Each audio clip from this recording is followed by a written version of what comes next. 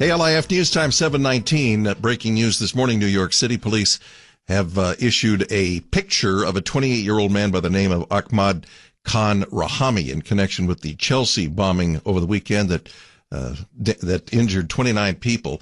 Robert Caltabiano is a former Secret Service agent and second in command at the Dallas office. He joins us live right now. Mr. Caltabiano, good morning. Good morning. Why don't you tell us, rather than me ask a question and you kind of pick around at something that's relatively unimportant, why don't you just tell us what you know about this case, what your experience tells you, and what's the center story?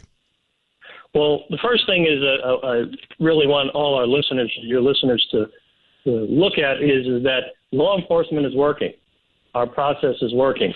I think the getting together of all the agencies in New York and in New Jersey and out in St. Cloud really should take pride. We should take pride in what's going on. Okay, so number one is things have a way of working out, and step by step, I think law enforcement is going after these people. I think you want to look at it, it's like a million-piece puzzle, okay? And step by step, piece by piece, they're putting it back together. And it's the planning involved in it. I had a meeting last week with the former police commissioner, Ed Davis. He was here in the Dallas area, and one of the things that he said was in the bombings out in Boston was the planning and how they got to the conclusions. And after the two people that did it was the planning and more planning. And so right away, I love what I'm seeing. I'm not surprised by it. I am energized by it. The fact is that they will find who did this, and hopefully very quickly. This was similar to the Boston incident in which a pressure cooker device was used as well. How come when we first heard about this, the authorities were saying that this was not considered to be a terrorist attack? I think, number one, let's look at it this way. In my opinion, anybody that commits an act of violence against somebody else, that is terror. Bam, that is terror. Okay? So when we look at it, whether it's something big as a bombing or whether it's something smaller than that, if anybody turns around and wants to do harm with somebody, that is an act of terror. Okay? Whether it goes to the bigness of international terror or local terror. Right. As to what I believe the law enforcement officials back in New York are really talking about is number one is you don't want to say everything that is going on or telling it as it's going on right now. If they're after something, they may have some leads, and for them to turn around and say, "Hey, this is exactly what we're doing," you're kind of telling the people that you're after, guess what? Well, we know where you are. Right. A lot of times we want to have that surprise. We want them to think that they're safe and that they're getting away with it. Okay, I mentioned this suspect that's been named Ahmad Khan Rahami. He's a naturalized citizen from Afghanistan. New York City Mayor Bill de Blasio describes him as possibly armed and dangerous. Well, I guess so. And the governor, Cuomo, has been talking about this ever since Friday. First of all, saying that this didn't look like that it was a coordinated terror attack, and now he's saying it may be connected to what's going on in New Jersey. And I'm wondering, why are these politicians making these announcements as opposed to the agencies that are doing the investigating? Are they just looking for a little bit of credit and letting the people in their cities know, hey, I got this under control?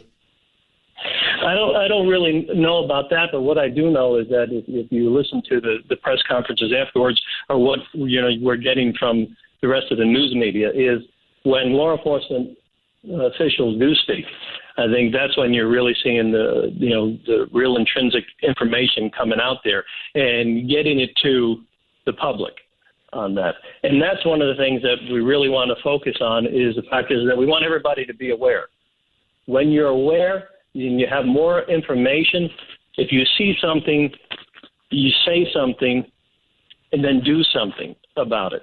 I think we have to become more involved in our communities, being more involved in our own policing, helping out the local police departments. And the way you do that is by becoming more aware of your surroundings. We have to get out of our head, and I like to say into our gut. and start thinking again. And so those are the things that we really want to look at when we're dealing with these tragic events, is getting out of our head, overly thinking about it, but using that gut instinct that you have. If you're going along the tollway and something doesn't look right, don't you think we have an obligation to, as Americans, to either help or call an official and say, hey, something doesn't look right over there. And you just take a look at what happened in these events.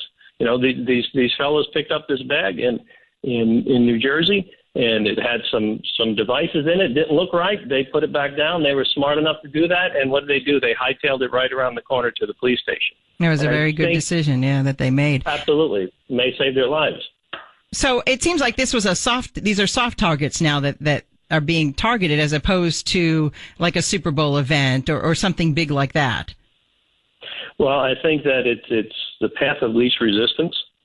And if we take a look at 23rd Street is a fairly busy street, but it's a wide street. So I thank God on something like that, where the blast components, if it was a smaller confined area, we may have had more destruction than what we had. One of the things that we look at is with these acts, with these people, these terrorists that are doing this, is that a lot of times they're not that smart. And we give them more credit than what is due. Nothing is due to these people. These are really barbaric individuals, but they're not really that smart. And so we have that on our side, but we have to be one step ahead. We have to even be smarter. And again, the way that starts is that every citizen here in the Metroplex, that if you see something, get involved, say something. Do something about it. Help put the pieces of the puzzle back together. All right. Very well said. Thank you, Mr. Caltabiano. Appreciate your time this morning. Absolutely. Robert Caltabiano, former Secret Service agent, second in command at the Dallas office, and he now has his own private security firm.